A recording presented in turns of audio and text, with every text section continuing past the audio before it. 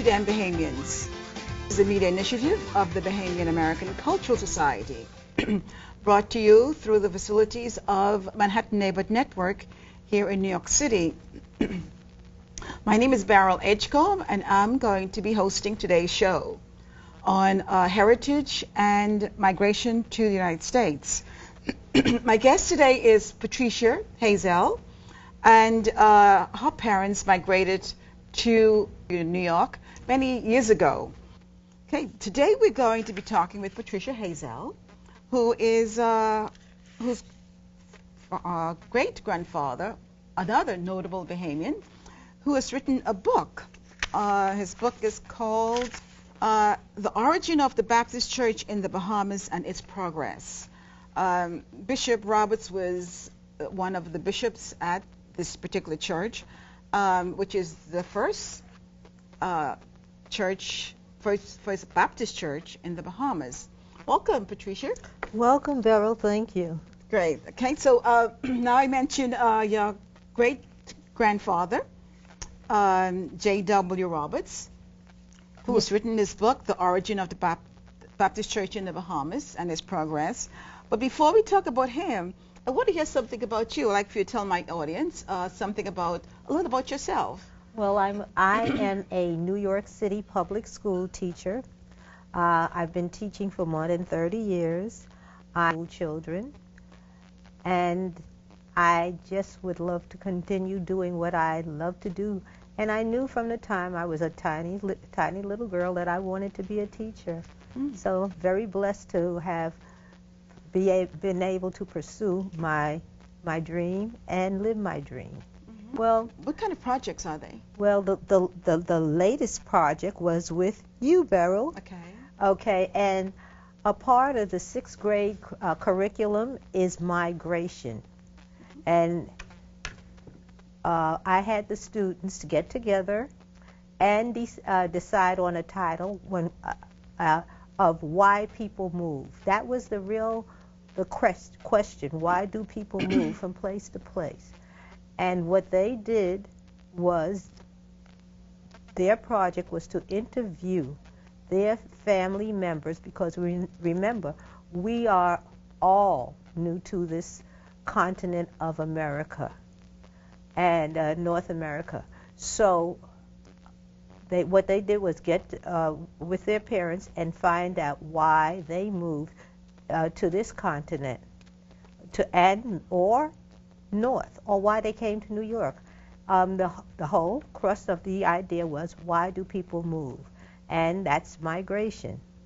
So students interviewed family members, and they wrote a presentation that was produced in the classroom. And I was so pleased and so touched with the presentations in which the students did.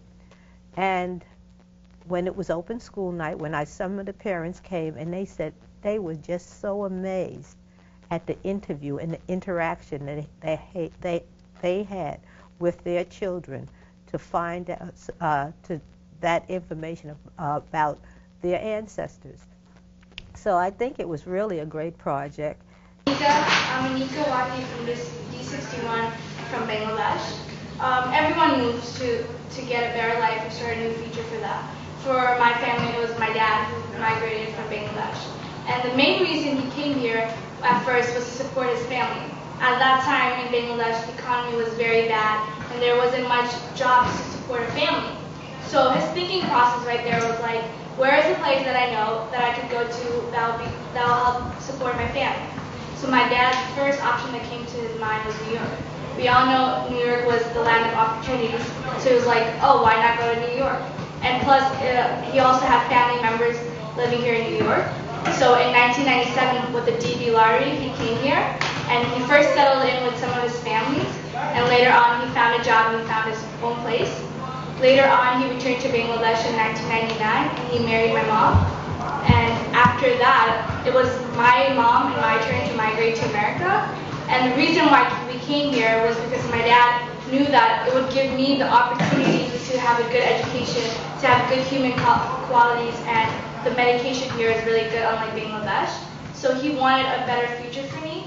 so me and my mom migrated here in 2004. I couldn't be more thankful for my dad that he migrated here. He sacrificed so many things just to support his family and me, and I'm just so happy that he did, and I want to thank my dad, and that's my story of how my family migrated to America. My family moved to New York City from Bangladesh. Surprisingly, they knew that America was a land of opportunity and the education level was higher. Plus, the weather in Bangladesh was beyond hot and we wanted to live in a cooler place. Pretty soon, we left to America to find a better life. We found ourselves living in an urban area as we did in Bangladesh. There wasn't much of a difference, but my parents wouldn't mind living in a rural area. But they knew that we were really young and we would have a hard time to adapt to our environment. They had to give up a lot to help live our life to the fullest. No, my parents were refugees. They did not get persecuted or fled for safety. They actually wanted us to receive a good education. Without it, we would be lost. But they had to make sacrifices like leaving their mothers and fathers. My mom and dad did not come here for economical reasons. Like I said, they came here to see us grow successful with better education and human qualities. My parents followed my dad's sister's family here. They all live in New York City, but came at different times. My uncle came first in 1976, who married my aunt in 1980 in Bangladesh. Later, my aunt joined my uncle in 1982 and filed an application to bring my dad here in 2006. We were lucky in the sense that we could all come with my dad together. We did not have to wait upon to join our dad like our cousin's family. Since my dad and mom were both from an urban area of Bangladesh, it was very easy for us to adapt to the environment. My aunt and all relatives also helped us in settling down quickly in New York. My name is Melina Salahuddin from class D61. But before we begin, you might be wondering what the meaning of migrate really is. Well, migration is the movement of people or animals from one country to another, and in this case, it is the people. My mother and father migrated here from the U.S. from another country known as Bangladesh, but my two younger brothers and I were born here in New York. Bangladesh is a country in South Asia. My mother and father came from two different cities in Bangladesh. My mother came from Dhaka, the capital city, in 2001, and my father came from Chittagong, also a city in Bangladesh, in 1992. My mother and father were not considered as refugees. Refugees are the people who have been forced to leave their country in order to escape war, persecution, or natural disaster. My parents did not migrate to New York for that particular reason. My father did actually come to New York for economic reasons. He wanted to do the studies to get a better job and use the money he earned for family needs. The reason my mother came was because my father had come. My parents did not move from urban to rural. Urban is in relation to a city. Rural is in relation to the country. They moved from urban to urban. As mentioned before, they needed to do the studies to get better jobs. Both my mother and father were following their other family members. My father followed his sister and his brother, even though most of his siblings stayed in Bangladesh.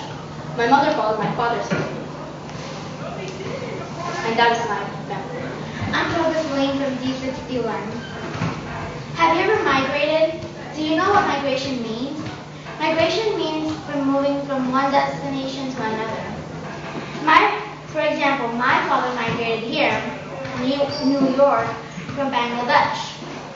The next two paragraphs will be about my father migrating here from Bangladesh. He was born in Bangladesh and stayed there for 28 years. My father was not considered a refugee. My dad won a lottery and then came here. The name of the lottery is called Diversion Visa. He applied in the lottery, people chose him. He applied at the age of 27 and it took 1 year to process completely. My father came here for a better life and economic reasons. My father did not come from urban to rural. Instead, he came to urban from rural. Rural has no education that is good, no good communication systems. The urban has very good education systems. The rural has less educated, while the urban has very good educated people. My father was the first person from his family to come to America. After he came, he got my mother's and I visa, and then we came. My father came to America on March 4, 1996. My mother and I came to America on June 20th, 2004. And that is how the story of my family came to New York from Bangladesh. Thank you. Welcome. Next.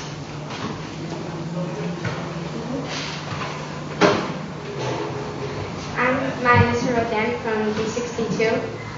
The person who migrated to here from Colombia and Puerto Rico is my grandfather and my grandmother.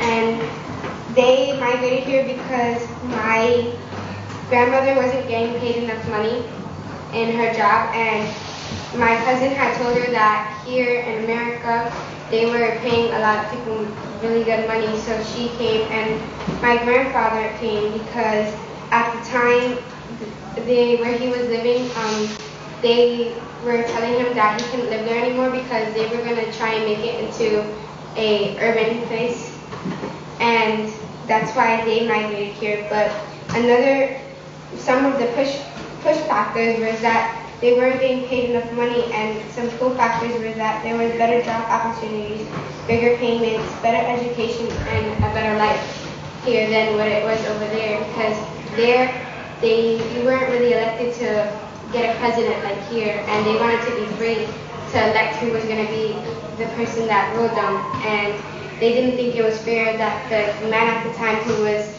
telling them what to do was being very cruel to them. So that's why my family migrated from Puerto Rico and Colombia here. Thank you. Next. I am Kayla Davis from D61. My ancestors from my father's side are migrated from Charleston, South Carolina. My ancestors are immigrants but not refugees. They migrated from Charleston, South Carolina to New York. My ancestors came to New York because of slavery. Slavery is when white people abused African Americans to do hard labor work. They wanted freedom because when you're down south and you're African American, you don't get really much freedom. How my ancestors came to New York? Well, they heard about Harriet Tubman and the Underground Railroad in the 1850s. So they heard that she was coming back, and they prepared for the trip, and then they went with her. After their long journey to New York, they spread apart. Now my ancestors have continued the family tree, and my family's all over the U.S., California, New York, and other places too.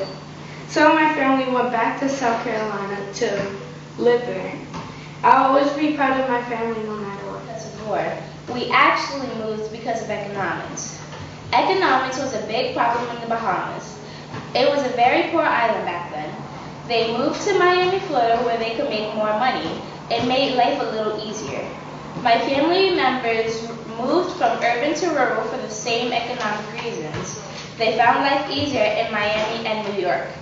The first person in my family to come to New York was my mom. The person who migrated from the Bahamas to Miami was my great-grandmother. When she moved from the Bahamas, everyone followed. When my mom moved from Miami to New York, some of my aunts and cousins followed. My family migrated from the Bahamas in 1918. We moved from Miami to New York in 1987. We are one of the many families that have migrated. Thank you.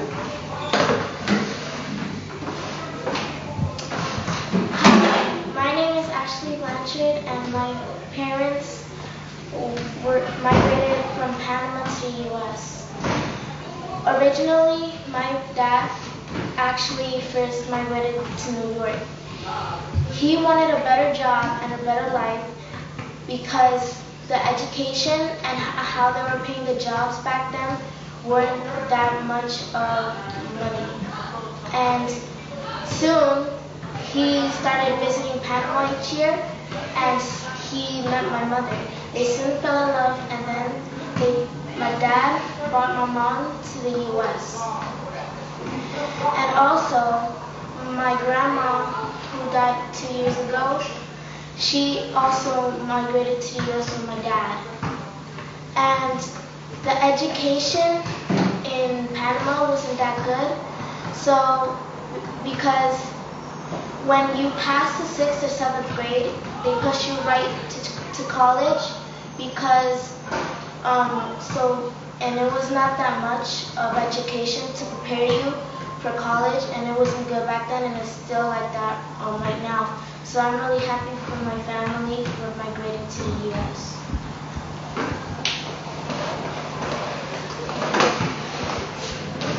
My name is Asma Begum, and my parents migrated from Bangladesh. It all started in 1990.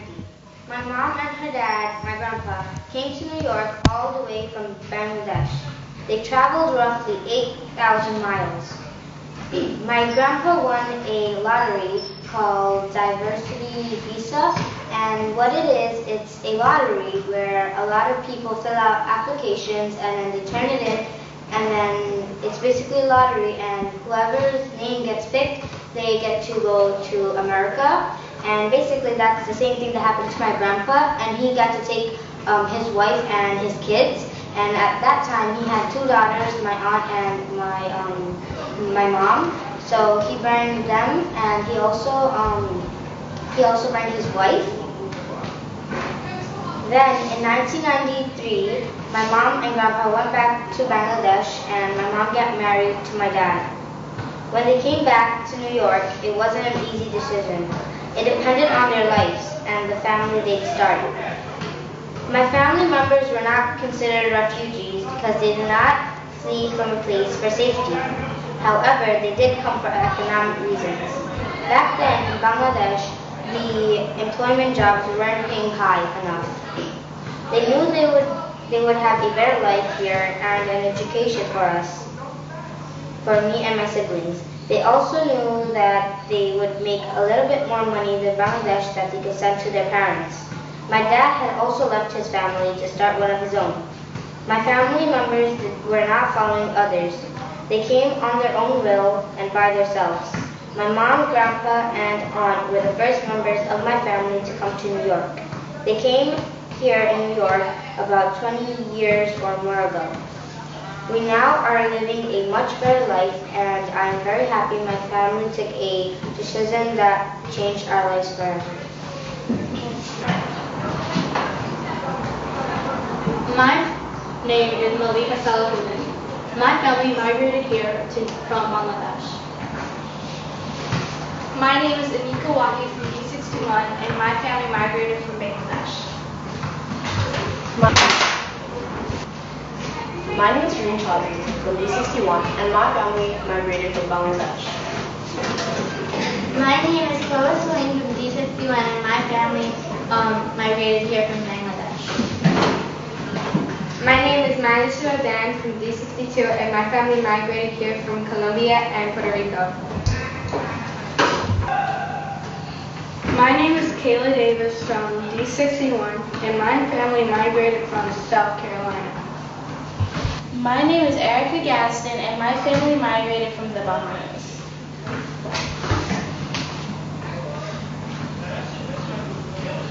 My name is Ashley Blanchard, and my parents migrated from Panama. My name is Asma Begum, and my parents migrated from Bangladesh. Okay. We have spoken about push and pull factors. What are some of the reasons or causes that a family migrate from their native country to another country? What are some of the factors or causes? One of the factors or causes for families migrating from another country to another country is because of persecution and war. One of the pull factors of someone moving to a new destination is because of economic reasons at a certain country. Another reason a family might move from another country is for a better education and lifestyle. Another reason a family might move is because of economical reasons. Another reason a family might move from the place that they're at is for a better life. in certain places they have 2 like 1-story houses, and here you can have like a 5-story house. Another reason why a family might move to another place is for freedom. Another reason why a family might move to another country is for money. Another reason that people might migrate is because for more money from jobs. Another reason why families migrate to another country is because of education. Tell me, how did you get your information for your report? I got my information for my report by interviewing my parents about their family's history and researching on their country. I got my information on why my family migrated to New York by telling my parents that we were doing a project on abandoned sewer cities. And just like Malika, I interviewed them and I got the information of why they migrated to New York. I also interviewed my parents and asked them about our country and what they went through. And I also did additional research on the internet and books. I also interviewed my parents, well, mostly my dad because he was the first one to come to America, and I wanted to know why he wanted to do that, what was his reasons. I got my information from the elders in my family. Like I called my grandmother from Puerto Rico and my grandfather from Colombia. I interviewed my grandmother about her mother. I got my information from my mother, and then I called my grandmother to ask her about her mother. I got my information from stories that my father told me about how he migrated to the U.S. and how he met my mother. I got my information from my migration report by interviewing my family members that traveled here from Bangladesh. For coming and seeing what our families went through, because now you have some knowledge of our families' countries and what they did to and came to. Yeah, this was a social studies project, and social studies is about connecting with other people, experiencing, and seeing our commonalities. I enjoyed this project so much, and many times I was really impressed with the maturity of the students, and I want to thank their parents because when they came and met with me, many parents thanked me for having the opportunity of speaking with their children, the parents speaking with their children, and telling them about what they sacrificed and what they gave up. Because remember, many parents left relatives back in their original countries to be here. And these are the students. And I'm very proud because they are the ones that show the sacrifice was worth it because they tried so hard. And I'm very proud of them. Can someone tell me how do you feel and what can you pass on with your research? With what you did, is it just for now or will it endure generations? May I have a volunteer, please? Well, I think this message this project that I did, it will show how it will, from generation to our family, it will give all of us a better lifestyle because of us moving here to America. Because if we were still in Bangladesh and my dad hadn't migrated here, we wouldn't be having a good education or that much money. So because of my dad coming here, the generation ahead of us will be able to live in America and have a good education and a good future ahead of them. Anyone else? If my family never moved to Bahamas and Miami, then we would be like right now we would be a very poor family, and we wouldn't have enough money to get a lot of things, and I wouldn't have that much of a great education.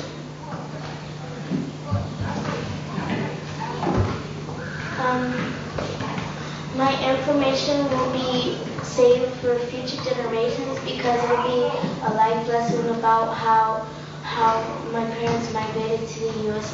and how there's a good education here, and if we would have still been in Panama, we wouldn't have had a good education.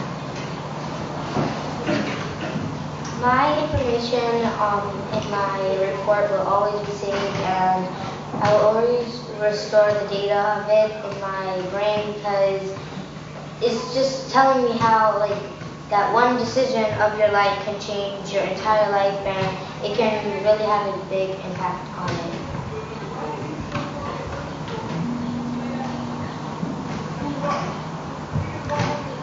What would you like to tell the Dem Bahamians and the television network for giving you this voice? You have been given a voice, and we hope it's inspirational to other families trying to make a choice.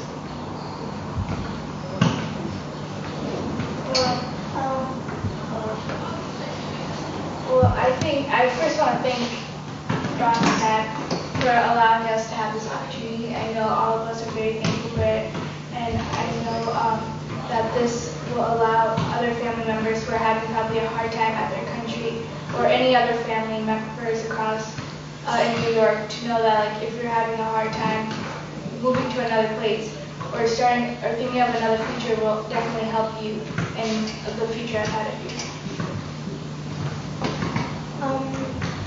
I want to thank the television network for coming here and interviewing us and letting us tell you what our story is, because I will thank the television network for letting me share my story of how my parents migrated to the U.S. and how they came for better jobs and better education. I would like to say thank you to the television network for letting me share my story, because I think everyone should be able to share their stories of their lives. I would like to thank Bronx Next for letting me tell my story about my ancestors, who were one of the people who escaped from slavery. I would like to thank Bronx Next because they let me have a voice and they let me tell my story so that other people can experience it for themselves. I'm really happy that we actually got interviewed because that we got to express what we feel instead of just keeping it inside. And the reason, the fact that we got to share our story, I think this will help a lot of other families that are embarrassed of their own country because they don't have a good education, not that many good jobs, not well-paying jobs, and this will give them a voice and connect to us. Patricia, tell me something about your family's migration to America. Well, the first thing that I found out when I was in college, I had the privilege of being in the original Schaumburg on 135th Street and going down to the basement where they had research reference material. And I found the first book of the West Indies. There was a lot of first book series at that time, and I found the first books of the Bahamas. And I looked for my great-grandfather's name because we always knew who he was. In the living room, there was always a big picture of him. I found out that he was brought to America from the Igbo tribe. So that was my real introduction. And it was a whole first book series. It was the first book of the Bahamas, the first book of Puerto Rico, And it was in the reference section of the original Schaumburg on 135th Street during the years in which I went to college, and I spent a lot of time. I was very impressed with the research in which I was able to find at the Schaumburg in Harlem. And that was the original Schaumburg. Now there's the new Schaumburg on Lenox Avenue. And there they have even a more extensive research section there now, because I did some of my research excuse me, there a few years ago on the Loyalists, and those Loyalists that went to, to the Bahamas, who sailed from the United States to the Bahamas. All of that record is found there in the Schaumburg. So there is a very large selection of research material on blacks here in America. Could you just explain to me about the Loyalists, because I'm not familiar with it? The Loyalists. Who were the Loyalists? The Loyalists were those folks who fought in the Revolutionary War, and the Revolutionary War started in here in Florida, New Jersey, and continued to Florida. And when the British got to Florida, and Florida was then purchased by Spain, those Loyalists who wanted to, or those British who wanted to remain loyal to the British Crown, they decided that they were going to exit from Florida, and a lot of them went to the Caribbean, and the majority of them went to Bahamas. Yeah, so, and they were then, those British were called Loyalists.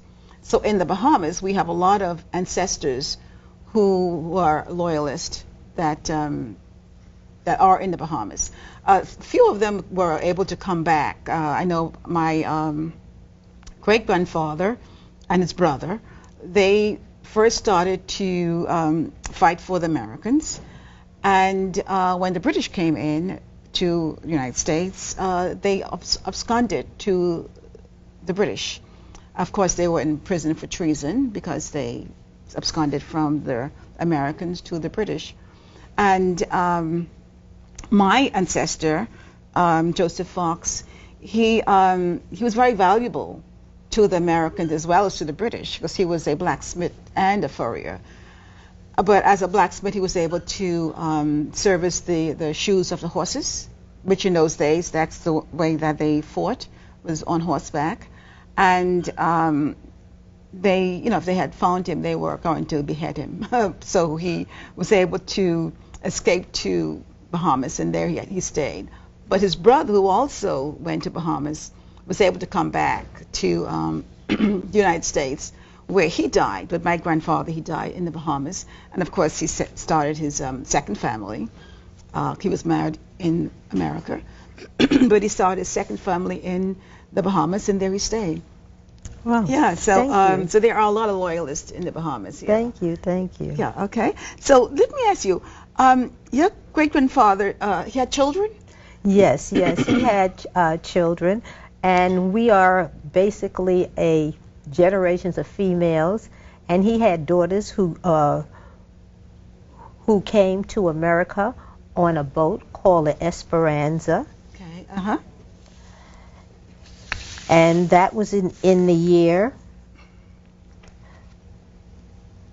1960, May 25th, which is also my sister's birthday, May 25th, 1916, and they came to America on a boat named Esperanza from the Bahamas, and that was my Aunt Ruth, my Aunt Grace, my Aunt Emily Jr., we're generations of Emily, and my Aunt Nora. And my Aunt Hattie met them and signed for them to come into the United States. Okay. Well, my great-grandfather also came from Bahamas to United States in 1919. But, yeah, so this is a passenger list. Yeah. Okay, and where were you able to retrieve this? I was able to get this passenger list from the New York Public Library on 42nd Street. Mm-hmm. And I have to tell you, other treasures, as we progress, that I have found in the New York Public Library right on 42nd Street. Right. Yeah, they also have a very extensive genealogical section. So it's another place where, you know, one can do a lot of research, very extensive research. And my great-grandfather migrated to Florida, and I was able to find records there at the First Second Street Library on my great-grandfather also. Of course, I did quite a extensive research throughout the United States. I went to Utah as well as Pennsylvania Historical Society, Savannah, Georgia. So I've done quite a bit of traveling in searching my ancestors. So let me ask you now, you said you're from a lot of female in your family. Yes. We're generations of females. No male. Well, we're going to have a male. We're going to have a male hunter pretty soon, who will be my first grandson. Okay, your first grandson. Yes. Beautiful, beautiful. Congratulations. It's a good time. It's a good time for you. Yeah. So tell me, about your great-grandfather, James William Roberts. Bishop James William Roberts. Minister James William Roberts, shopkeeper James William Roberts, a man that wore a lot of hats. There are so many stories about him. My grandmother used to tell me, my grand-aunts told me about how he was registered with Lloyd's of London and how he traveled to Liberia. This was around what time? We're talking about the 1800s? Early 1900s? Early 1900s, late 1800s. Also, there's evidence that he was in the United States because he wrote an address for a church for Petersburg, Virginia. And this address, it's really a book because it's filled with stories about the Bahamas, how the Baptist religion came to the Bahamas, about the physical features of the Bahamas, the land, and the people of the Bahamas. And during his day, there was a society of colored men. They used the term colored, of colored men, of notable colored men who did good deeds. And they got together and did excellent network and did excellent things for each other. Okay. And for the community of color. What did he say about the formation of the Baptist Church? But it was Prince William that helped bring the Baptist religion to the Bahamas because, as you know,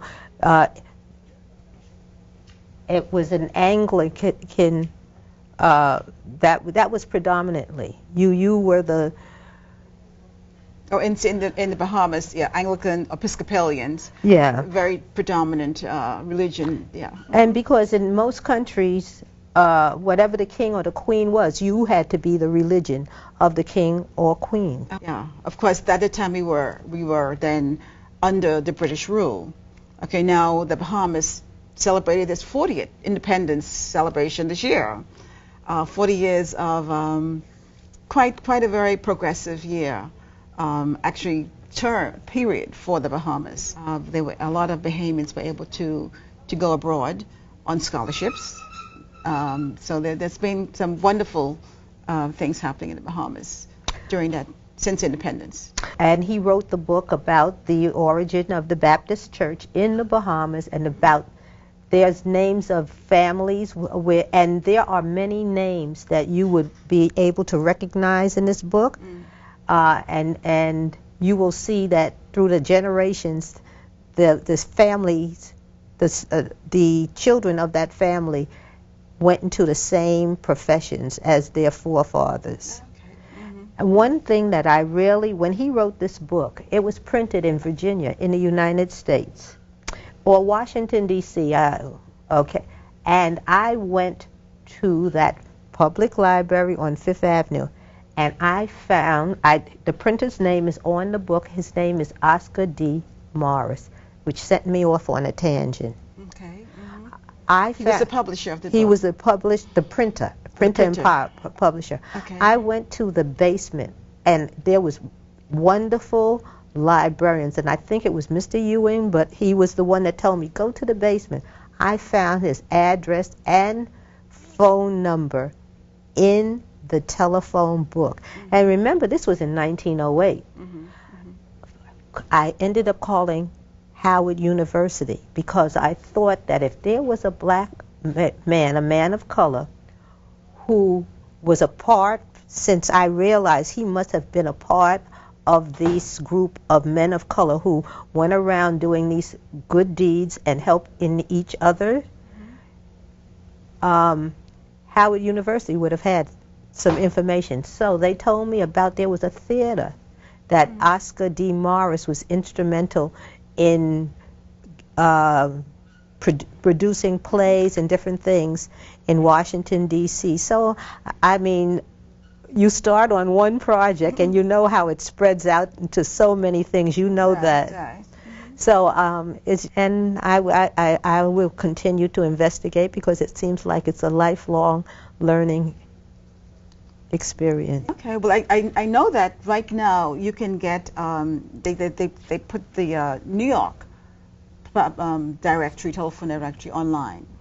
So if you're looking for a New York telephone number from way back then, you can now go access it online. Now, now let me ask you, that was one of the projects you did with the students. What are some of the other projects that you've done with your students? Well, I have a special day, and we call it Pi Day. Pi Day. Okay. Okay, and one of my colleagues, Craig Warnick, he wrote a song. There's an article about it in the April 11th UFT newspaper, and it's. I taught math also. I taught math at John Jay, here at John Jay College. Okay. And I was a math teacher, and I was always a social studies teacher too. So I found a way of combining math in social studies in Pi Day. So we researched the history of pi. When I say pi, I mean P-I, not the pie we eat, although that's an extra treat too. But the pi is the 16th letter of the Greek alphabet, and it's also, when you get with circumference of a diameter 3.14. So it's really, really a project, and plus at one time I had kids every morning. They Pi Day is March 14th, 3.14, which is also Albert Einstein's birthday.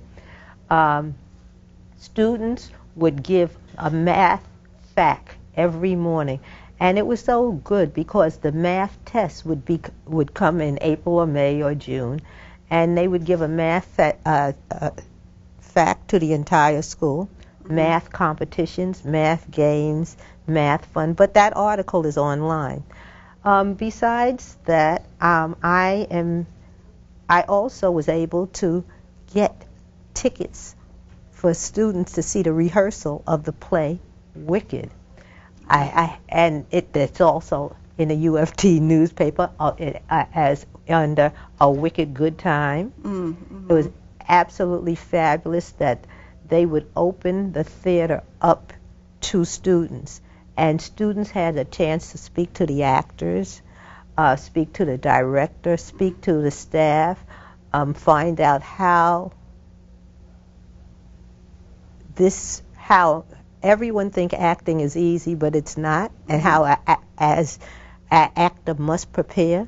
So it was really, really good, and I'm always doing something with students because I really enjoy what I do. I see. Okay. Now, let's talk about genealogy in your family. You've done some genealogy also on your family. How are you progressing with that? Well, like I said, it's never ending, and you find so many surprising and wonderful things. And my great-grandfather, I have gone to his church. I have seen other pictures of him, photographs of him from back then, and it's really good, and just to know the things that have been done. So did he migrate to New York City, or did he stay in Bahamas? He died in the Bahamas. Okay, he and his wife also?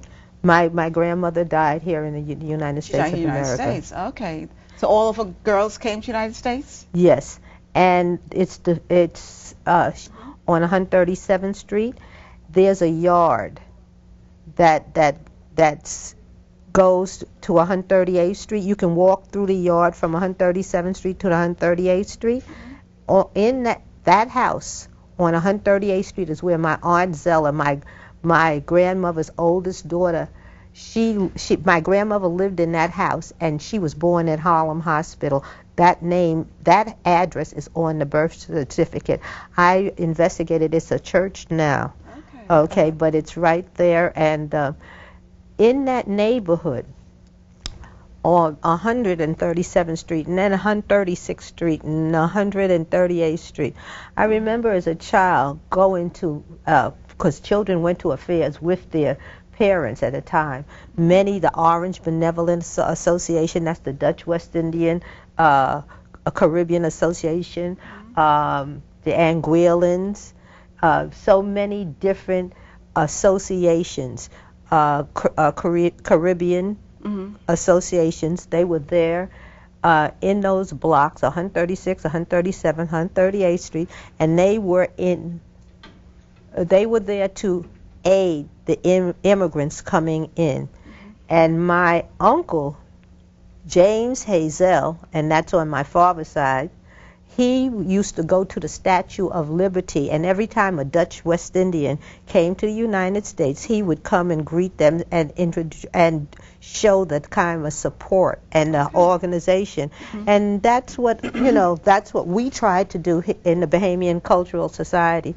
When Bahamians come to, and students, give them support. Tell me a little bit more about the support that we give to Bahamian Americans. Well, this week, the Bahamian American Cultural Society will be hosting 7 dances coming from Bahamas, and they're going to be participating in, I think, Hoses of Cards.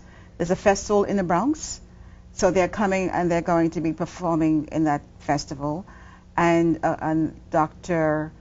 Ann Higgins Patterson, she's going to be, she's leading the group, and she's going to be talking about our Bahamian culture, and that's this starting Thursday of this week until Sunday, Thursday to Sunday, and that's the House of Cards in the Bronx.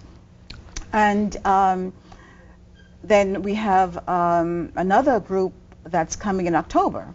It's going to be 30 strings of young musicians. They are ages from 7 to 17, and I hope to have them perform here at Manhattan Neighborhood Network. I've scheduled them, but I haven't booked the studio yet, so I hope that I can, book the studio on that day that we have decided upon. So they will be doing that. Some of the other things that I'm working on is also a national book fair for the Bahamas. We talk about that in the Cultural Society meetings, and so far we have the Ministry of Education has approved the project, and I'm working with 2 departments there, the Library Services, Mrs. Dawkins Bowler, and she's with the Library Services, and I'm working with Cynthia McKinsey. She's with the Learning Resources and unit, and those 2 departments are with the Ministry of Education. And also Bahamas Harvest Church. Those are the 3 groups in Nassau, plus they have their team working with them also. They have the librarians on all the islands, as well as in Nassau, that Mrs. Bowler is in charge of, and Mrs. McKinsey is in charge of all the school libraries. So that's a big project that's coming up, which is going to take a lot of time. Well, see, there's one project that you didn't mention. Every Sunday before Labor Day, they see this outfit on the pier.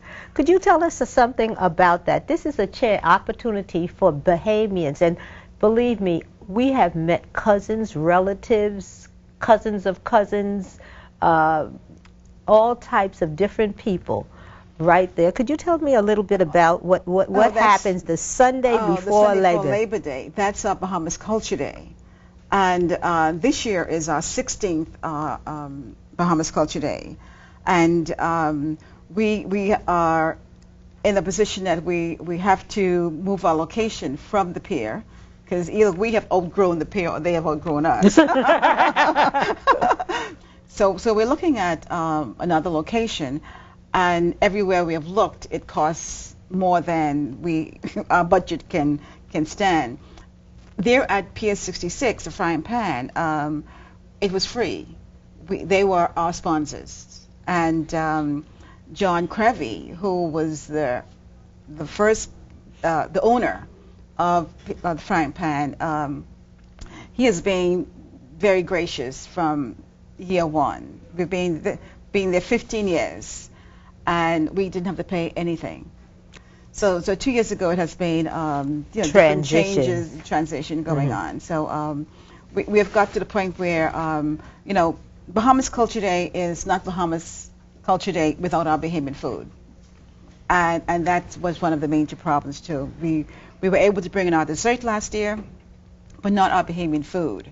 So we're looking for somewhere where we can bring in our Bahamian food. So I'm waiting for our sponsors to send in their contribution so that we can see what we can do and where we can go. Well, I think so that's one of the things that is kind of holding up us, moving forward with it. Yeah. Well, I think that maybe with the help of someone out there, if you could give them your email address. Oh, my email address? Sure. Then maybe someone can help. BACSORG@earthling.net. That's BACSORG@earthling.net. Okay, maybe we can find help find a venue. Yeah. Folks look forward to it, and they were very disappointed that we weren't able to have our Bahamian food there. And this is one time when we have our Bahamian food, our Bahamian music, and we have the art. We have Bahamian art to display, and we have really a great time there. And it's unfortunate that we have to look elsewhere, and that's taking. There are places there, but it's costly. Yeah. One place at 10,000, 5,000. It's out of our range. And you have no budget, no income. We have sent out letters for sponsorship, but no one has responded back yet.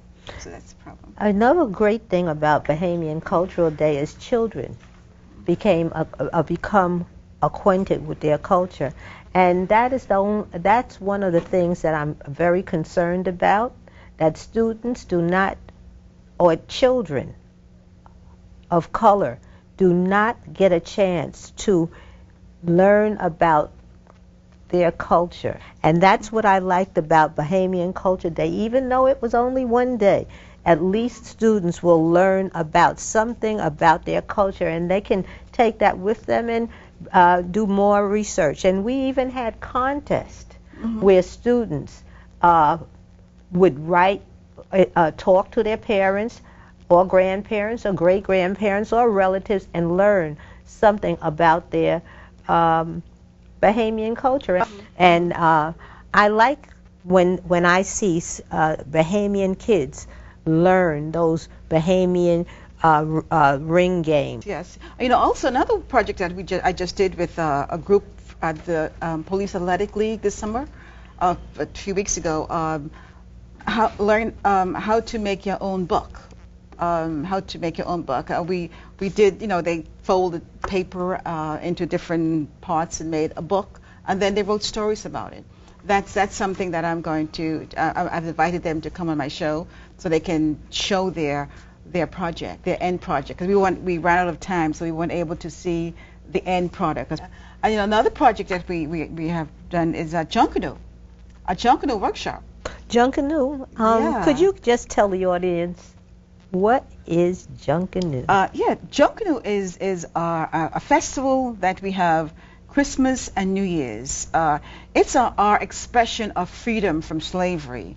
Back in the 1800s, when slavery was abolished, the black folks at that time, they celebrated their freedom during Christmas and New Year's, and they would dress up in costumes. Back in those days, they would use newspaper to fringe their outfits with. Today, they use crepe paper, and back in those days, they use cans and put rock in it, and that was they used for, to help make noise. Today, we use cowbell. So the costume making has evolved quite a bit. So and also the music, they've added brass, trumpets, etc. to the music. So that the music has also developed, and it is quite a really beautiful festival in the Bahamas. As a matter of fact, last year we missed it. Live stream Junkanoo from Bay Street, Bahamas, to New York City, but the approval came in too late, and we weren't able to get all the parameters together. But this year we're starting early, and we hope that we'll be able to bring Junkanoo live here in Manhattan. We won't be able to take it to the other boroughs until later on, but we're hoping to bring it live here in Manhattan through Manhattan Neighborhood Network sponsorship. This is good, because this is a part of the heritage that so many kids do not know about. And that's why what we, our migration project, getting back to that, that's what we want students, kids, to explore their heritage and appreciate their heritage. So Patricia, I want to thank you for being my guest today on Dem Bahamian. Well, I intend to be back, and I have even more. Definitely. And this has been very, very good.